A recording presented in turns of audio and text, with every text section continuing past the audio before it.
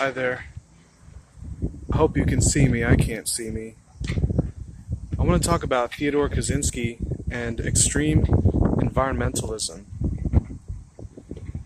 Uh, when I was about 22, I took a turn towards atheism. And at that time, my world was pretty much shattered. And I was suicidal, and I didn't know what there was to live for. And I found something to live for, and that was the environment. That was the health and welfare of the environment. For whatever reason, in my mind, we were here. We are here on the earth, and it's a shame to see the earth as it is, to see the degradation that has occurred, to the air, the land, and the water.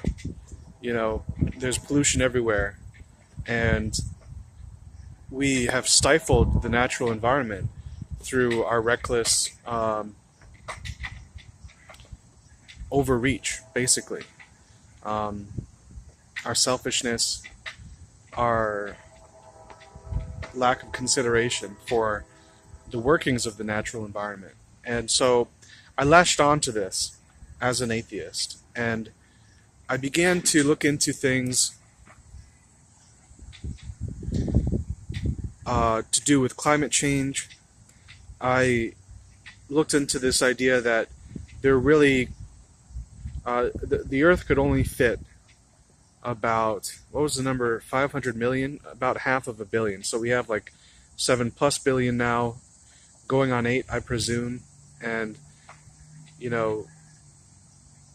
there were people talking about this population bomb that would destroy our natural habitat, and climate change would destroy, our natural habitat, and we couldn't rein back the recklessness of humanity. We couldn't get people to stop using plastic. We couldn't get people to stop stepping into important biological systems like rainforests and whatnot. We couldn't get people to stop polluting the ocean. So the only way to solve the problem of, environmental catastrophe was to limit the population. That's what people were saying. And I remember posting something declaring my thoughts on that, agreeing with that concept on Facebook, and someone who I care for and admire seeing that, and he was very shocked, and I think I affected him in a bad way, and I feel bad for that now. Anyway, what basically happened was, as an atheist, I assumed that human beings were not the center of creation. We are not.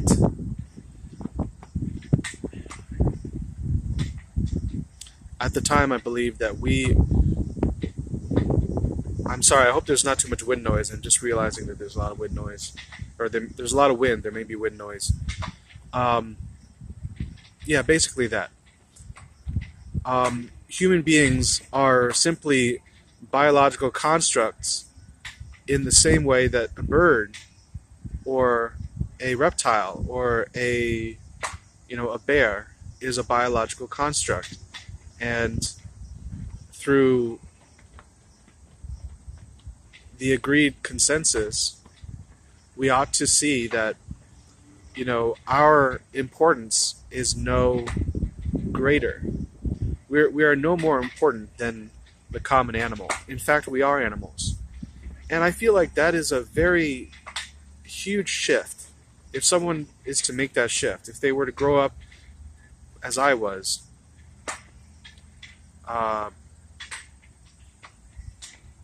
believing that humankind, the reason why this is all here, the reason why the birds and the trees, the bees and the mice are here, and the mountain lions are here, is because of us. God created the earth and the universe to give us a habitat and a place to live, a beautiful place to live, a playground.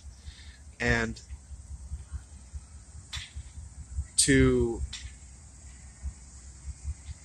change from that thinking to the thinking that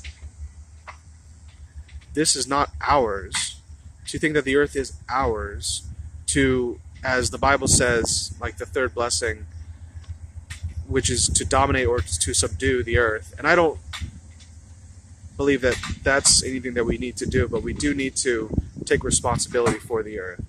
To do that is this myopic, human-centered delirium.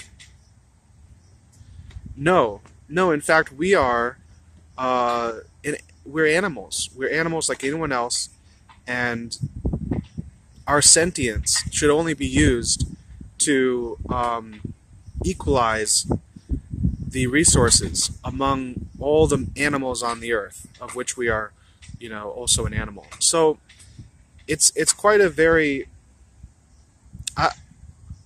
it is a major shift in thinking between, human beings are the center of the universe under God, to there is no God and we are mere animals in this universe, in this godless universe. And I don't think people appreciate the gravity of that difference. I have this one engineer friend, and he's on my mind here. I don't believe that evolution, the theory of evolution, is true. The theory of evolution implies that we came from nowhere and we're just another animal. And that is a profound, as I just mentioned, difference to we are God's special chosen, children. We're the children of God. And I began looking into Theodore Kaczynski just because through my life, the Unabomber, stuff like that has popped up so many times. And as an environmentalist, I overlooked, his influence on things. And not that he really influenced anything, but he did get his manifesto published or something. But anyway, I decided I'd finally look into him. And he espoused many of the things that I espoused. And by the way, when I thought that perhaps having only 500 million people on Earth was the right way to go, I wasn't thinking to kill off everybody. I was thinking of limiting the way we procreate, or that's not the word. Anyway, the way we have children, to limit having children. So anyway, I want to make that distinction. But this guy, Theodore Kaczynski, the Unabomber, he killed 3 people and he injured 23 people, all in the interest of pervading society with this thought, with this paradigm that, we are destroying the earth and this needs to stop, and we need to realize that this needs to end. And while I agree with him, I don't believe that killing people or hurting anyone is the right way to go. And I want to close out this video with introducing this idea that I was given by Alan John Miller, by Jesus, who suggests that human beings are, in fact, the center of God's creation. We are the pinnacle of God's creation, as he would say. The pinnacle of God's creation. And he puts it in a very interesting way. He says, as a human being, the most important relationship that you can make is the one between yourself and our Creator, God. The second most important relationship that you can make is the one with yourself. And when he says yourself, he means like the way you look at you yourself as a human being. And he also means the way you look at the other person that the other person that is a part of your soul. So he says that there's 2 people in every soul, and you essentially have a soulmate somewhere. And your relationship with that soulmate, which is a sexual relationship, among other things, is the second most important thing.